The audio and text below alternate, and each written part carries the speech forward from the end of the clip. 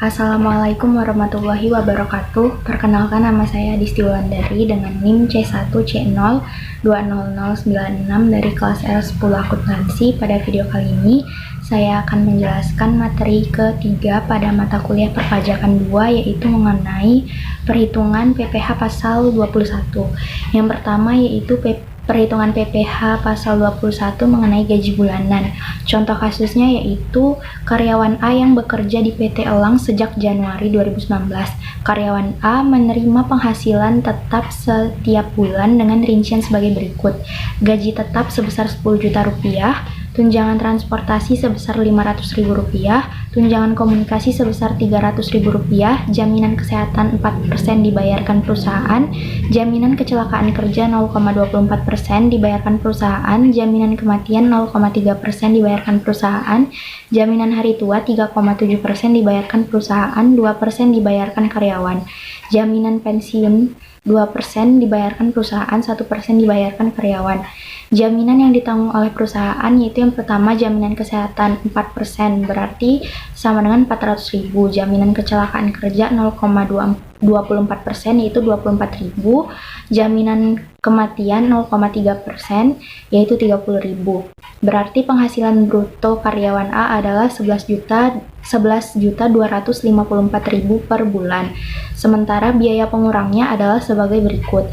Biaya jabatan 5% dikali penghasilan bruto sama dengan 500.000, kemudian jaminan hari tua 2% 200.000, jaminan pensiun 1% yaitu 100.000. Berarti penghasilan bersih karyawan A adalah Rp10.454.000 per bulan. Bisa ditafsirkan bahwa penghasilan bersih yang diterima karyawan A adalah Rp125.448.000 per tahun. Dari sini bisa dihitung penghasilan tidak kena pajak tanpa tanggungan sebesar 54 juta. Sementara penghasilan kena pajak dihitung dari selisih penghasilan bersih dan PTKP. Jadi besar penghasilan kena pajak adalah Rp71.448.000. Berdasarkan PTKP, cara menghitung PPh karyawan A selama setahun adalah 5% dikali Rp50 juta, yaitu sama dengan Rp2.500.000.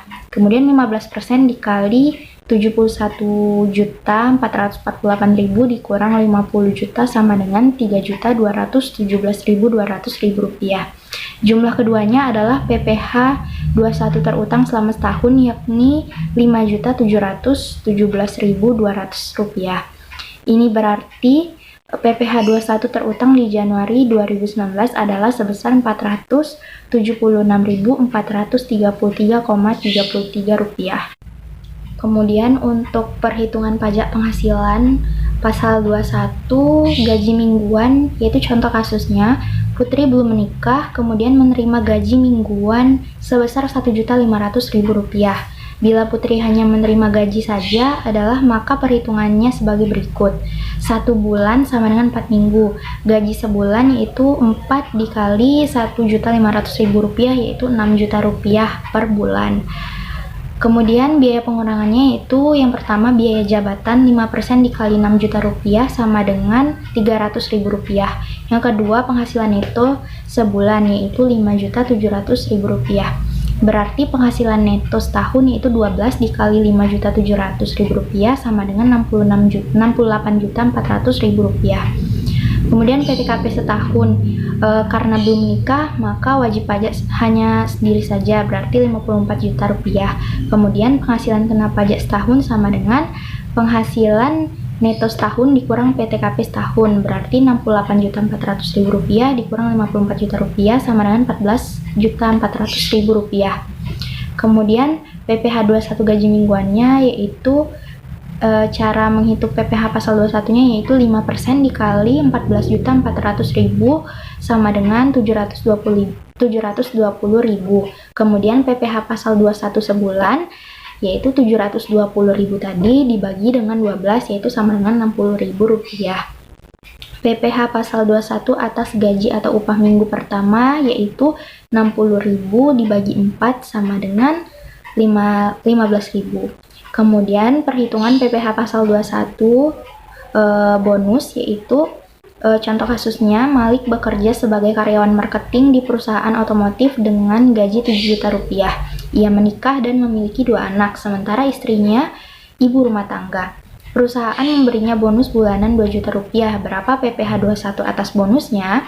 Ya, yang pertama itu ada pajak atas upah. Gaji bruto setahun dibagi sama dengan 12 bulan dikali 7 juta sama dengan 84 juta rupiah. Kemudian biaya jabatan 5% dikali 84 juta sama dengan 4.200.000 rupiah.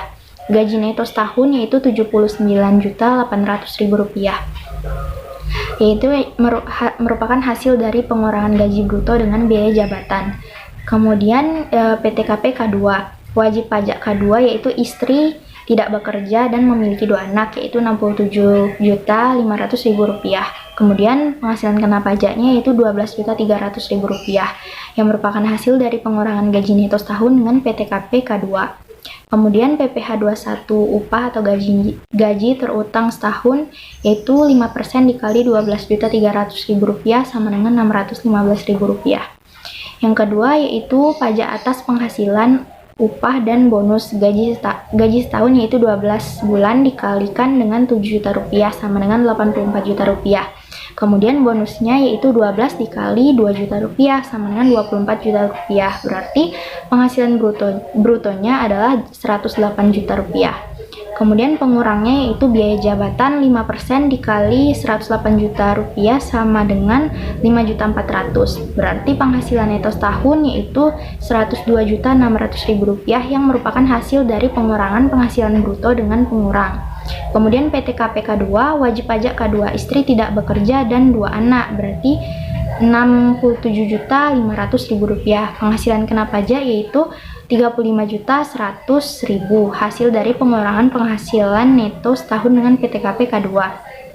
PPh 21 terutang setahun yaitu 5% dikali 35.100.000 yaitu sama dengan 1.755.000 rupiah. Kemudian PPh 21 bonus sama dengan PPh 21 terutang setahun dikurang pajak atas upah yaitu 1.755.000 dikurang dengan 615.000 sama dengan 1.140.000. Selanjutnya yaitu perhitungan PPh pasal 21 rapel. Penghitungan PPh 21 atas rapel dilakukan dengan langkah-langkah sebagai berikut. Yang pertama, jumlah rapel dibagi dengan banyaknya bulan perolehan rapel tersebut, contohnya 5 bulan. Jumlah rapel per bulan seharusnya sama dengan kenaikan gaji yang ditetapkan. Sebagai contoh, gaji ditetapkan naik 1 juta pada bulan Juni dan berlaku surut dari Januari. Rapel yang diterima bulan Juni adalah 5 juta rupiah. Kemudian jika jumlah rapel dibagi 5 bulan, yaitu dari Januari hingga Mei, hasil pembagiannya sama dengan besarnya kenaikan gaji yaitu 1 juta rupiah. Yang kedua, hasil pembagian rapel tersebut ditambahkan pada gaji setiap bulan sebelum adanya kenaikan gaji. Yang ketiga, PPh pasal 21 atas gaji untuk bulan-bulan sebelum ada kenaikan dihitung kembali atas dasar gaji baru setelah ada kenaikan. Yang keempat, PPh 21 atas kenaikan gaji untuk bulan-bulan sebelum ditetapkannya kenaikan adalah selisih antara jumlah pajak yang memperhitungkan kenaikan gaji dengan jumlah pajak yang sudah dipotong pada bulan-bulan yang sama. Sekian penjelasan materi dari saya, semoga bermanfaat. Lebih dan kurangnya mohon dimaafkan. Saya akhiri. Wassalamualaikum warahmatullahi wabarakatuh.